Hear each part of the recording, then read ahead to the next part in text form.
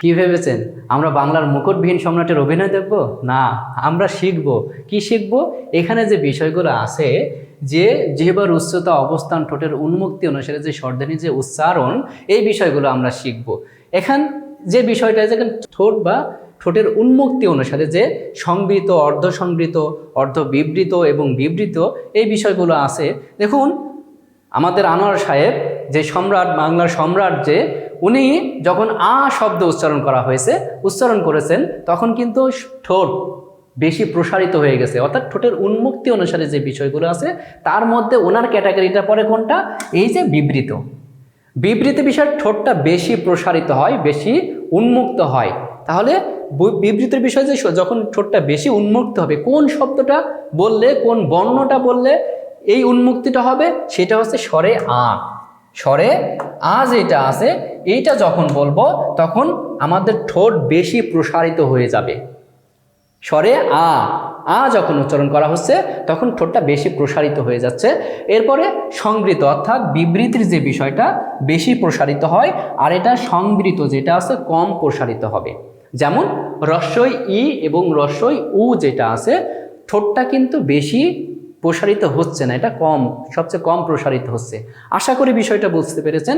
এখন শুধু যে এখানে যে স্বরে আ আছে বিবৃতির মধ্যে, এরকম বিষয় না, জিহ্বার অবস্থান অনুসারে কিন্তু এটাও আছে, আবার জিহ্বার উচ্চতা অনুসারে নিম্ন, জিহ্বার উচ্চতা অনুসারে এটা নিম্ন, অর্থাৎ একটা বিষয়টা টেবিলের মধ্যে যেগুলো আছে, এই একটা বিষয়টা আছে আসলে তিনটা ক্যাটাগরির মধ্যে পড়ে যাবে। সেটা হচ্ছে বিবৃতির কথা যেটা শিখলাম আমরা, বিবৃতির মধ্যে ঠোঁটের উষ্ঠ বা ঠোঁটের উন্মুক্তি অনুসারে যেটা আছে, আবার জিহ্বার অবস্থান অনুসারে এটা কি আছে? মধ্যতে আছে। আবার জিহ্বার উচ্চতা অনুসারে একটা নিম্নতে আছে। নিম্ন যেটা আছে এই বিষয়টা এরকম। এখন বিষয়টা যেটা আছে অর্ধ সংবৃত এবং অর্ধ বিবৃতি যেটা আছে, এইটা কিন্তু জাস্ট একটু বিষয়টা বুঝলে হবে যে বিবৃতির যে বিষয়টা সবচেয়ে বেশি প্রসারিত হচ্ছে যেহেতু, তাহলে অর্ধ বিবৃতি তাহলে একটু কম হবে, একটু এটার তুলনায় একটু কম হবে। আবার সংবৃতিতে যেটা সবচেয়ে কম প্রসারিত হবে, ঠোঁট সবচেয়ে কম প্রসারিত হবে। এরপরে যেটা অর্ধ সংবৃত, অর্থাৎ এর থেকে একটু বেশি হবে। এটাই হচ্ছে ঠোঁট বা ঠোঁটের উন্মুক্তি অনুসারে বিভাজনটা। এরপরে যে বিষয়টা আমি একটু চিত্রের মাধ্যমে এই বিষয়টা সংবৃত বিবৃতির বিষয়টা বুঝাইতে চাই। এই যে দেখুন, যখন বিবৃতির বিষয়টা ঠোঁট বেশি প্রসারিত হচ্ছে, অর্ধ বিবৃত এর থেকে একটু কম, আবার সংবৃত সবচেয়ে কম, এর থেকে একটু বেশি। এই বিষয়টা আশা করি বুঝতে পেরেছেন। এরপরে জিহ্বার অবস্থান অনুসারে, জিহ্বার অবস্থান অনুসারে কি? অবস্থান বলতে এখানে জিহ্বা, আমাদের যে জিহ্বাটা আছে, জিহ্বার কোথায় কোন অংশ সক্রিয় থাকবে, এই সক্রিয়তা অনুসারে এটাকে তিন ভাগে ভাগ করা হয়েছে। একটা সম্মুখ, মধ্য, পশ্চাৎ। সম্মুখের বিষয়টা রস্বই ই এবং রস্বই উ। সম্মুখ বিষয়টা এরকম, আমাদের জিহ্বা এই অংশ আছে না, তিনটা অংশ যদি ভাগ করি, এটা সামনের দিকে, এটা মাঝখানের অংশ, আর এটা গোড়ার দিকে অর্থাৎ শীর্ষের দিকে। এই তিনটা ক্যাটাগরিতে আমরা এখানে ভাগ করেছি। যে বিষয়টা সম্মুখ, অর্থাৎ এই বিষয়টা, এই অংশটা রস্বই ই, এ এবং এ, এই তিনটা যখন উচ্চারণ করা হয় তখন কিন্তু জিহ্বাটা সামনের অংশটা সক্রিয় থাকে, এখানে বিষয়টা সক্রিয় থাকে। এরপরে যে বিষয়টা এখানে আছে মধ্য বিষয়টা, মধ্যর বিষয়টা কি? এখানে মধ্যর বিষয়টা এই যে এই অংশটা সক্রিয় থাকে, অর্থাৎ জিহ্বার মাঝখানের অংশটা সক্রিয় থাকবে। যখন কি উচ্চারণ করব? যখন এই যে স্বরে আ, স্বরে আ, স্বরে আ, তাহলে মাঝখানের অংশটা সক্রিয় হচ্ছে। এরপরে যেটা মধ্য যেটা আছে, মধ্য এ এবং ও, মধ্য এ এবং ও পিছনে এবং এটা সামনে। আশা করি এই বিষয়টা বুঝতে পেরেছেন। এরপরে জিহ্বার উচ্চতা অনুসারে, জিহ্বার উচ্চতা অনুসারে, জিহ্বার উচ্চতা অনুসারে দেখুন আমাদের যে জিহ্বাটা আছে, যখন যে বিষয়টা উচ্চারণ ম্যাক্সিমাম যেটা আছে, অর্থাৎ জিহ্বা থেকে একটু উপরে মূল অংশ থেকে জিহ্বা সর্বোচ্চ পরিমাণ উচ্চতায় কিন্তু চলে যায় একটা, তারপরে মধ্য, এরপরেরটা, তারপরে সর্বনিম্ন যেটা আছে এটা আমরা দেখব এখন।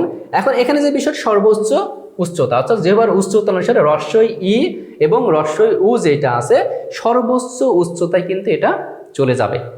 এরপরে উচ্চতা অনুসারে নিম্নর দিকে আমরা যাব, কারণ এই বিষয়গুলো বুঝতে পারলে এটা এমনিতেই হয়ে যাবে। নিম্ন স্বরে আ, স্বরে আ, অর্থাৎ যখন আমি স্বরে আ উচ্চারিত করব তখন কিন্তু জিহ্বাটা সবচেয়ে কম, অর্থাৎ সবচেয়ে নিচুতে থাকবে।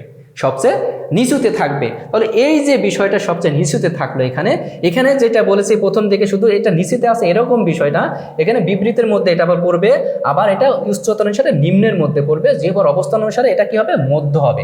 অনুরূপভাবে এখানে যে বিষয়গুলো আছে উচ্চর কথা যখন চিন্তা করব, উচ্চর মধ্যে কি আছে, রস্বই ই আছে, এরপরে রস্বই উ আছে, এটা আবার কোনটা, উচ্চর মধ্যে আছে। এবার জিহ্বার অবস্থান অনুসারে কিন্তু আবার এটা কি আছে, রস্বই, অর্থাৎ রস্বই ই যেটা সম্মুখের মধ্যে আছে, আবার এই সম্মুখের মধ্যে এটা আছে, আবার পশ্চাতে কোনটা, রস্বই উ আছে। এই বিষয়, এই ক্যাটাগরিতে কিন্তু বিষয়টা মনে রাখতে হবে, ঠিক আছে। আবার সংবৃতর মধ্যে কিন্তু আবার এইটা আছে, ঠিক আছে। আশা করি ধারাবাহিকভাবে বিষয়টা বুঝতে পেরেছেন। আমি এটা তো টেকনিকের মাধ্যমে বিষয়টা শিখাইলাম। এবার আছে একটা ছন্দ আকারে এভাবেও মনে রাখতে পারেন, কোনটা মিস যাবে, কোন বিষয়টা মিস যাবে। আশা করি কোনো বিষয়টাই মিস যাওয়ার উপায় নেই।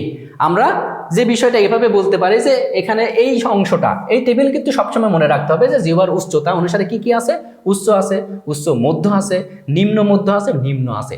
এই জিহ্বার অবস্থান অনুসারে সম্মুখ, মধ্য এবং পশ্চাৎ, এই টেবিলটা এভাবে মনে রাখতে হবে। এবং উষ্ঠ বা ঠোঁটের আকৃতি অনুসারে যেটা আছে সংবৃত, অর্থাৎ সবচেয়ে কম, এরপরে এর থেকে একটু বেশি, এরপরে বিবৃতি যেটা আছে সর্বোচ্চ পরিমাণ বিবৃতির থেকে একটু কম, এখানে এই বিষয়টা এভাবে সিরিয়ালও যদি আপনারা মেনটেন করে এই বিষয়টা এভাবে মনে রাখতে পারেন যে ইস এত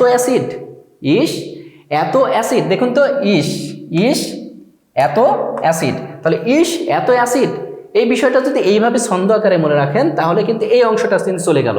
এখন এই অংশটা চলে গেল, এই অংশটা কিন্তু আবার যদি আমি মুখস্থ রাখি তাহলে এই বিষয়গুলো এগুলো শেষ। আবার জিহ্বার অবস্থান অনুসারে যদি সম্মুখ, মধ্য, পশ্চাৎ এই বিষয়, এই লাইনটা যদি মনে রাখি তাহলে এগুলো শেষ হয়ে যাবে, এই অংশটা শেষ হয়ে যাবে। আবার এই অংশটার মধ্যে কি কি আছে, অর্ধ বিবৃতি আছে, রস্বই ই যেটা অর্ধ সংবৃত, এরপরে রস্বই যেটা আছে, রস্বই ই যেটা সংবৃত, এই বিষয়টা এখানে কিন্তু চলে গেল। এরপরে জিহ্বার অবস্থান অনুসারে যেগুলো একটা আছে, স্বরে আ যেতে আছে, যেহেতু একা আছে তাহলে আজ আমি একা, তাহলে আজ আমি একা, এটা মনে রাখলে হয়ে যাবে। তাহলে জিহ্বার উচ্চতা, জিহ্বার অবস্থান চলে গেল। এবার ঠোঁটের উন্মুক্তি যেটা আছে, ঠোঁট বা উষ্ঠ একই কথা, ঠিক আছে। তাহলে এই বিষয়গুলো এভাবে চলে গেল। এখন এখানে কিভাবে মনে রাখতে পারেন, তাহলে এখানে বিষয়টা মনে রাখতে পারেন এই লাইনটা যে ওরা অনেক পিছনে, দেখুন কিছু আমাদের বন্ধুরা বা আপনাদের বন্ধুরা পিছনে বসতে ভালো লাগে, পিছনে ওনারা চলে যায়, তাহলে ওই বিষয়টা এভাবে মনে রাখতে হবে যে ওরা অনেক পিছনে। আশা করি বিষয়টা বুঝতে পেরেছেন। এখানে যে বিষয়গুলো আছে সুন্দরভাবে টেবিল আকারে কেউ যদি এভাবে মনে রাখে তাহলে এখান থেকে কিন্তু অতি সংক্ষিপ্ত বলেন এবং রচনামূলক যে কোনো লেভেলেরই কিন্তু কোশ্চেন করলে আপনারা আশা করি পারবেন। আশা করি বিষয়টা বুঝতে পেরেছেন। ধন্যবাদ।